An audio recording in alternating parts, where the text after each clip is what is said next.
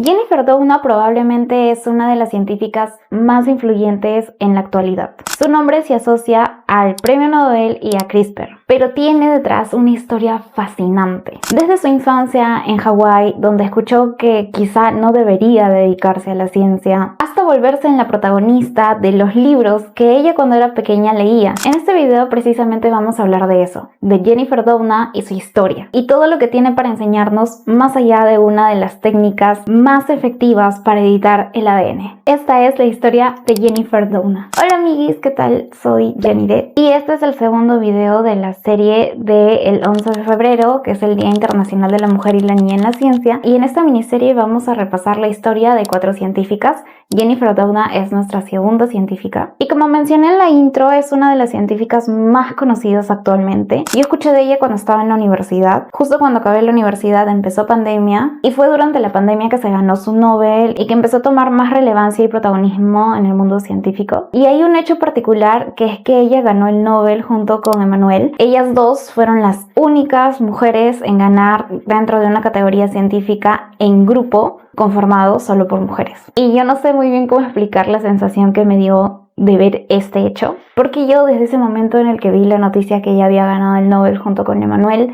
me obsesioné con su historia. La sigo, veo sus entrevistas, me parece fascinante, me parece icónica. Hasta me compré su libro. Y hoy voy a compartir contigo todo lo que sé sobre ella. Espero que me alcance el tiempo. Ok, comencemos como siempre con su infancia. Ella nació el 19 de febrero de 1964 en Washington, Estados Unidos. Fue la mayor de 3 hermanas. Su papá era redactor de discursos para el Departamento de Defensa y su mamá era maestra, era una docente. Y por el trabajo de su papá, a los 7 años tuvo que mudarse a Hawái, pero ahí le pasaban cosas no tan divertidas porque como era una niña foránea, no era muy incluida en algunos grupitos o en algunas actividades de los niños, era siempre tratada como una foránea. Entonces esta pequeñina que se sentía sola y aislada buscó refugio donde la mayoría de los niños y pequeñines curiosos, solos y aislados buscan refugio, los libros. Ella empezó a leer un montón de libros y dentro de esos libros habría libros de ciencia, de botánica, de biología. Y ya más adelante, cuando empezó a hacer amigos y a salir en excursiones, paseando por la naturaleza, como ya había leído todos estos libros de biología y de botánica, le daban una perspectiva diferente a todos estos paseos que tenía con sus amigos. Y es que eso es tan real porque cuando tú sabes cosas, por ejemplo, cuando yo estaba llevando mi curso de botánica, cuando caminaba por la calle, era como que un mundo completamente diferente. Yo ya sabía qué árbol era ese, qué propiedades tenía y esa otra plantita. Era ver un mundo completamente nuevo. Y eso le pasó a ella mucho más joven de lo que me pasó a mí. Entonces claramente empezó a interesarse mucho más por la ciencia. Dentro de todos estos libros que leía, encontró un libro en particular que era La doble hélice, escrito por Watson. Este libro del que hablamos un poco en el primer video, que como les comenté, muy aparte de todo lo que hablaba de Rosalind Franklin, que lo vamos a omitir un ratito, este libro resultaba interesante por la forma en la que contaba cómo él y Crick descubrieron la estructura del ADN, o sea, como que la narración era bien atractiva, era bien interesante y era bien atrapante, y eso hizo que ella se pegue con ese libro, se pegue con el tema, se pegue con el ADN. Y aquí se resalta la importancia de tener disponible para niños y niñas este tipo de elementos que pueden acercarnos a la ciencia, como libros, series, películas o ahora también videos en YouTube, videos en TikTok. El que puedan tener más a disposición este tipo de elementos puede generar que más adelante se conviertan en grandes científicos, como fue el caso de Jennifer Doudna. Pero bueno, ahí viene otro punto importante. Como ella se empezó a interesar por esto del ADN y leía este libro de Watson y Crick, en el libro de Watson y Crick, que les digo, era bien interesante, no resaltaba tanto el trabajo de Rosalind Franklin, pero cuando ella se enteró la participación y el peso que tuvo Rosalind Franklin en el descubrimiento de la estructura del ADN, ella se empezó a plantear ahí seriamente y realmente que una mujer podía ser científica y podía ser una gran científica. Entonces ella dijo, yo quiero ser esa. Pero su orientador le dijo, mira, Jennifer, yo creo que mejor no. Y como que quiso desalentarla. A pesar de que ella tenía buenas notas en matemática y buenas notas en ciencia, le dijo, mejor opta por otras cosas. Y eso que no era el tiempo de Rosalind Franklin, como vimos en el video anterior, sino ya es un tiempo más moderno. Y aún así, este orientador la estaba desalentando a pesar de que no tenía ningún argumento válido para hacerlo. Y yo me pregunto, ¿a cuántas chicas les pasará esto? Porque a mí también me ha pasado. Mi profesor de biología, cuando yo le dije que quería estudiar biología, me miró y se rió y me dijo, ¿qué vas a estudiar tu biología? Obviamente lo que me dijo entró por acá y salió por acá, pero si me pasó a mí y le pasó a ella, ¿a cuántas chicas más le habrá pasado? ¿Y esto es casualidad o es machismo? ¿Qué será? ¿Qué será?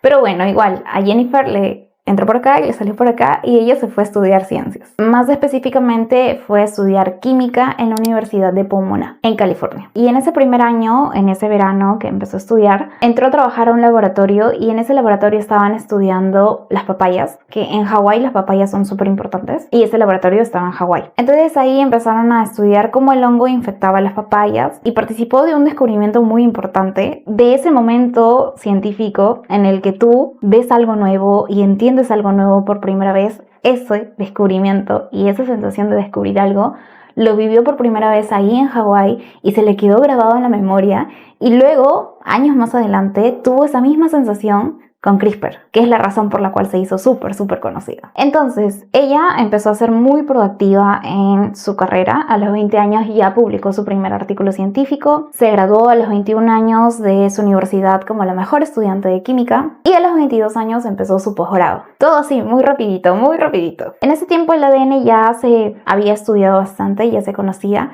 pero no se conocía completamente. Entonces, habían varios estudios enfocados en el ADN para terminar de comprender completamente cómo funcionaba y, más allá de cómo funcionaba, qué contenía. Por ejemplo, el ADN de los humanos. ¿Qué genes hay? ¿Cuántos genes hay? ¿Cómo funcionan esos genes? ¿Cuándo se prenden? ¿Cuándo se apagan? ¿Con qué características están relacionadas? Y todas estas preguntas se estaban realizando en ese momento. Entonces habían distintos grupos de investigación trabajando sobre el ADN. De hecho, pocos años después que ella se gradúa, empieza el proyecto Genoma Humano. Pero ella, tan obsesionada con el ADN desde chiquitita, en ese momento sale de la universidad y ve que todo el mundo está trabajando sobre el ADN y dice, creo que mejor me voy para otro lado. Y ella, en lugar de centrarse en el ADN, en su posgrado se centra en el ARN, que es una molécula similar pero diferente en muchos aspectos, principalmente en la longitud y la longevidad, más allá de las diferencias estructurales que son los nucleótidos que comparte y el que normalmente se presenta en una sola hebra. El ARN es normalmente o comúnmente más chiquitito y más rápido de degradar que el ADN, es menos estable, pero es mucho más versátil también, entonces participa de distintos procesos más allá de ser un intermediario. Y a ver, ¿a qué me refiero con intermediario? Ya les había comentado en el primer video que el ADN contiene la información genética, que quiere decir toda esta información que hace que nosotros seamos como somos. O sea, que yo tenga el cabello así, que yo tenga la piel así, que yo tenga tales enfermedades o que no tenga tales enfermedades. Todo eso está determinado por mis genes y otros factores más, pero también por mis genes. Entonces, toda esta información genética, para expresarse, para que mi cabello sea de este color, primero el gen tiene que pasar a un formato de ARN y luego este ARN pasar a un formato de proteínas, y las proteínas son las que realizan distintas funciones y la característica se expresa. Y mi cabello es marrón y mis ojos son marrones y así. Bueno, el ARN, más allá de ser un intermediario entre el ADN y las proteínas, también tiene funciones reguladoras, es decir, puede prender y apagar genes de acuerdo al momento o a la circunstancia particular de cada célula. Pero en ese tiempo eso no se sabía muy bien, no se había estudiado completamente el ARN, no se sabía que era una molécula muy versátil. Pero Jennifer empieza a estudiar eso y empieza a ver esto. A los 25 años ella se gradúa, publica su artículo científico en la investigación que hizo sobre el ARN, que ya empezó a ver que era bastante versátil, que podía, por ejemplo, autorreplicarse. Y al acabar su doctorado, sigue investigando en torno al ARN. Entonces ahí ella empieza a aplicar una técnica que hablamos en el primer video, que es la cristalografía de rayos X. Y como les comenté en ese momento, esta técnica lo que hace es utilizar rayos X para dirigirlas a una muestra y que esta muestra genere un patrón en una placa y que a partir de este patrón en la placa se puede determinar la estructura de la molécula. Rosalind Franklin lo hizo con carbón, lo hizo con el ADN y luego lo hizo con virus, y Jennifer Doudna empezó a hacerlo con el ARN. Pero como también expliqué en el primer video, esta técnica puede ser bastante compleja de realizar. Entonces quien le ayudó a hacer fue Jamie Kate, que también era un investigador que estaba más familiarizado con la técnica. Como era bastante complicado trabajar en ARN, por lo que les digo que es más fácil de degradar, armar estos cristales para que por ahí pasen los rayos X era bien difícil, pero se apoyaron también de otro grupo de científicos, de hecho de una pareja, Thomas y Joan States, que bueno, ellos ahí tuvieron su cita doble en Yale y hablaron sobre esto y como que empezaron a colaborar y publicaron su artículo en 1996 sobre su investigación en el ARN, y en el 2000 fue elegida como miembro de la Academia Nacional de Ciencias. En ese año también se casó con Jamie, porque recuerdan que les dije que había tenido una cita doble y ellos dos estaban saliendo, se estaban enamorando, y se casaron en el 2000 y tuvieron un hijito 2 años después, que ese hijito ahorita ya debe de cumplir 24 años. Y cuando nació su bebé, ella empezó a estudiar el ARN de interferencia. El ARN de interferencia era un ARN que hacía interferencia. Era un ARN que se juntaba con una proteína, y el ARN mensajero, esta forma intermedia entre el ADN y la proteína que lleva el mensaje, el ARN de interferencia podría ubicarlo y unirse a él para 2 cosas: o bloquear su traducción, o sea, su paso al formato de proteínas, o cortarlo. Entonces ahí este mecanismo particular del ARN de interferencia, en el que se junta a una proteína para cortar un ARN mensajero, les pareció interesante y decidió explorar más al respecto. En 2011 viaja a Puerto Rico a una conferencia de científicos, porque siempre hay conferencias de científicos en todo el mundo y los científicos viajan a esas conferencias, y es súper chévere porque conoces a gente que está haciendo lo mismo que tú. Y eso le pasó a Jennifer. Ella ahí en Puerto Rico conoce a Emmanuel y le comenta, pues, ¿no? Le dice: mira, yo he visto este mecanismo del ARN de interferencia que se junta con una proteína, llega al lugar de donde está el ARN mensajero y lo corta. Y entonces Emmanuel le dice: oye, yo he visto algo parecido, pero se llama CRISPR, que es un mecanismo que tienen las bacterias para defenderse de los virus, y lo que hacen es usar también un ARN que se junta a una proteína, pero en lugar de unirse a un ARN mensajero, como es lo que tú has visto, lo que yo he visto es que se unen al ADN del virus que está infectando a la bacteria y lo cortan para que se desactive el virus, para que lo mate, ¿no? Y ya no le gana a la bacteria. Es como un mecanismo natural que tienen las bacterias. Entonces Jennifer se queda como: oh, o sea, un ARN que se junta a una proteína para cortar algo. Y Emmanuel le dice: y entonces ellas entendieron qué era lo que estaba pasando. Podían utilizar esa información para desarrollar una herramienta que pueda cortar genes, cortar ADN, que pueda guiarse de cierto modo, encontrar el gen que te interesa y cortarlo. ¿Y para qué quieres cortarlo? Para desactivarlo. Como les digo, un gen y la expresión de un gen puede estar relacionado con la expresión de una característica. Y si esa característica no es algo ventajosa o no es algo que tú quieras, tú puedes cortar ese gen, apagarlo, y la característica ya no va a aparecer, pero las posibilidades son infinitas. Y esto es lo que logró con Emmanuel. Ellos dos trabajaron sobre el desarrollo de esta tecnología utilizando ARN y proteína, que esta tecnología se llama CRISPR-Cas9, y voy a hablar más ampliamente sobre esto en otro video, porque esta es la historia de Jennifer Doudna, así que no me voy a centrar tanto. Sí lo tengo que mencionar, pero no me voy a centrar tanto. El punto es que ella en 2012 con Emmanuel publica este sistema, y a partir de ahí hay un cambio en todo el ecosistema científico, porque como les digo, las posibilidades son infinitas. Esta técnica tiene mucho potencial, tanto para bien en medicina, agricultura y ambiente, como para mal en armas biológicas, por ejemplo. No sé si puedo decir esa palabra, la voy a blurrear. Entonces, como Jennifer Doudna había hecho esta herramienta, ella sabía el potencial que tenía esto, y dijo: a ver, voy a tomar esto con calma.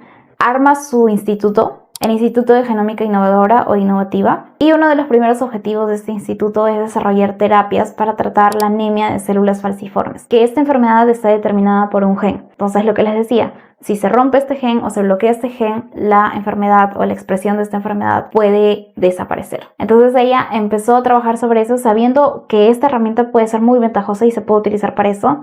De hecho, pasó, o sea, ahora ya tenemos una terapia génica basada en CRISPR aprobada para anemia de células falciformes. Ya se está utilizando esto para tratar esta enfermedad. O sea, ya es una realidad. Y así como está, hay en desarrollo más terapias para otras enfermedades. Y en el futuro van a haber más. O sea, esto ya lo vamos a hablar después, pero es una realidad. Pero ella también empezó a preocuparse porque así como muchos científicos podían utilizar esta herramienta bien, podían tomar riesgos imprudentes, y uno de esos riesgos imprudentes era tratar de hacer ediciones en líneas germinales humanas, es decir, hacer una modificación que pueda heredarse. Esto puede salir muy bien, como puede salir muy mal. Y a como está la tecnología ahorita, que es reciente, lo más probable es que salga mal. Entonces por eso ella empezó a exigir y a pedir que se hagan moratorias para el uso de CRISPR-Cas en líneas germinales. Hizo un libro, este libro, y participó de distintos paneles y conferencias para poder alertar sobre esto, porque todavía es peligroso utilizar esta técnica. Como es algo nuevo, se tiene que hacer con bastante cuidado. Pero un año después de que ella publica su libro para advertirle a la comunidad científica de stop, por favor, no hagan esto, un científico en China lo hizo. Editó a las primeras bebés CRISPR. Como ya se había establecido la moratoria y como ya Jennifer Doudna y muchos científicos alrededor del mundo habían hecho un trabajo en torno a alertar que CRISPR todavía no estaba disponible o no estaba totalmente afinado para trabajar en líneas germinales humanas. Cuando esto pasó, la comunidad científica empezó a tomar medidas y bueno, toda una historia que de repente cuento en otro video, pero el punto es que este científico fue condenado a prisión. Las bebés nacieron, o sea, los embriones editados nacieron. No fueron editadas bien, son bebés quiméricas, que es decir, que tienen unas células editadas y otras células no. Y además de eso, este científico se le ha prohibido su trabajo otra vez en laboratorios. Y si bien la comunidad científica reaccionó como se esperaba en esa situación, no quita el hecho de que ya pasó y que ya sentó un precedente y que ha abierto en cierta forma las puertas a algo que es completamente desconocido. Entonces por eso Jennifer Doudna ha seguido hablando sobre el tema ahora mucho más intensamente, sobre que no se deben editar líneas germinales humanas. Pero más allá de eso, ella sigue investigando las distintas opciones que se pueden realizar en terapias génicas utilizando CRISPR-Cas en su instituto, y también alienta mucho a la colaboración y a la ciencia abierta. Eso es algo que se destaca mucho y se destacó bastante en ella en pandemia, porque cuando salió todo esto del COVID, ella hizo una hoja de ruta de cómo su laboratorio, que estaba investigando cualquier cosa, dejó de investigar eso y se volvió un laboratorio para diagnóstico de COVID y que estaba al servicio de la comunidad. Entonces, eso pasó en todo el mundo. En muchos laboratorios que estaban trabajando con cualquier otra cosa, cuando pasó lo de la pandemia, tuvieron que reacomodarse para brindar este tipo de servicios de diagnóstico molecular para COVID, porque era lo que la pandemia exigía. Entonces, este cambio, en algunos casos, pudo ser muy difícil, y Jennifer Doudna puso toda una hoja de rutas de cómo hacer este cambio de la forma más adecuada y lo puso a disponibilidad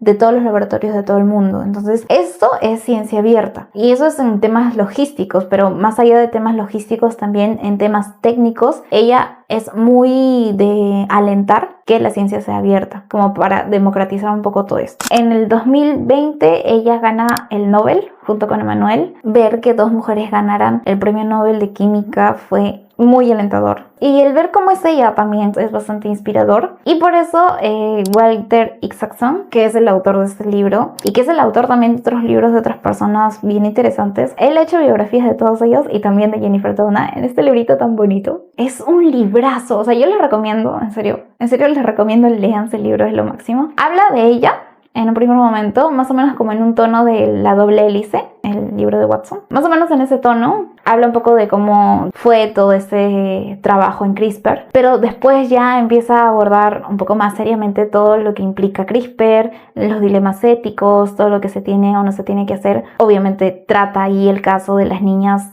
modificadas genéticamente que nacieron en China. Ahora ella en unos días va a cumplir 62 años. En 62 años ha cambiado la biología por completo. Sigue siendo galardonada con distintas medallas, distintas distinciones alrededor del mundo en instituciones muy reconocidas a nivel científico. Supervisa las investigaciones en CRISPR para terapias en el Instituto de Genómica Innovativa o el Innovative Genomics Institute en Berkeley y liderando estos debates sobre la regulación de CRISPR. Y otra cosa interesante que vi recién es que Dell y Nvidia han lanzado un superordenador nacional en Estados Unidos que va a servir para acelerar descubrimientos biológicos y bueno, científicos en general. Y esta supercomputadora le han puesto el nombre Douna. ¿Te imaginas lo icónica que tienes que ser para que le pongan tu nombre a una supercomputadora de inteligencia artificial? No, es que ella es lo máximo. Y de su historia podemos sacar la importancia de los referentes. Jennifer Doudna, de niñita, en Hawái siendo excluida y teniendo un orientador machista, tuvo referentes que le alentaron y le fortalecieron la idea de que ella también podía ser una científica. Y estos referentes pueden ser libros, pueden ser documentales, pueden ser personas, pueden ser videos, pueden ser TikToks, pero está la importancia de estos referentes, sobre todo para las niñas, que muchas veces no son tan alentadas a seguir carreras científicas. Otro de los aprendizajes que tenemos de la historia de Jennifer es que a veces lo mejor que te puede pasar está en un lugar en el que instintivamente te dirían no vayas por ahí. Por ejemplo, ella toda su vida había estado interesada en el ADN. Todos estaban trabajando en el ADN. En ese tiempo ella quería trabajar en el ADN, obviamente que quería, pero tomó la decisión de trabajar en el ARN contra toda recomendación obvia que alguien le hubiera hecho, porque era el ARN en comparación al ADN. Pero ella se fue por ahí, habrá seguido sus instintos o habrá dicho, pues me quiero salir un poco de la norma, y eso la llevó al final a desarrollar una técnica para evitar el ADN. Entonces es como, a veces tu camino no está por el camino más obvio. A veces tienes que tomar ese riesgo. Y esas son las cosas que más me gusta de Jennifer Doudna, que además de toda esta responsabilidad ética que tiene, de cómo habla tan claro en torno al tema de las ventajas y desventajas de CRISPR, sí, ella desarrolló la herramienta, desarrolló la técnica, sabe que puede ser utilizada para cosas muy locas y muy malas, y por eso también se siente la responsabilidad de hablar sobre eso. No es como que solamente lo hizo, lo dejó ahí y ya está. Tiene como una responsabilidad social que también es bien interesante de ella y que no muchas personas en ciencia tienen. Y otra cosa que también me gusta de ella es que es muy de ciencia abierta, de compartir. De los mayores descubrimientos se hacen cuando interactúas con otra persona, cuando hablas con otra persona, cuando le cuentas a esta chica que conoces en Puerto Rico lo que estás haciendo y estás abierta a escuchar sus opiniones y estás abierta a compartir y a colaborar. La ciencia no se hace dentro de un laboratorio escondiendo los resultados. Y creo que eso es algo que tenemos que tener muy en cuenta. Así que espero que te haya parecido fascinante esta historia como me parece a mí. Han quedado temas ahí pendientes para ahondar, como lo de las niñas CRISPR, como CRISPR en sí, pero el que le sigue va a ser de una tercera científica que está muy relacionada a Jennifer. De hecho, es Emmanuel. Así que nos vemos en el próximo video. ¡Chao!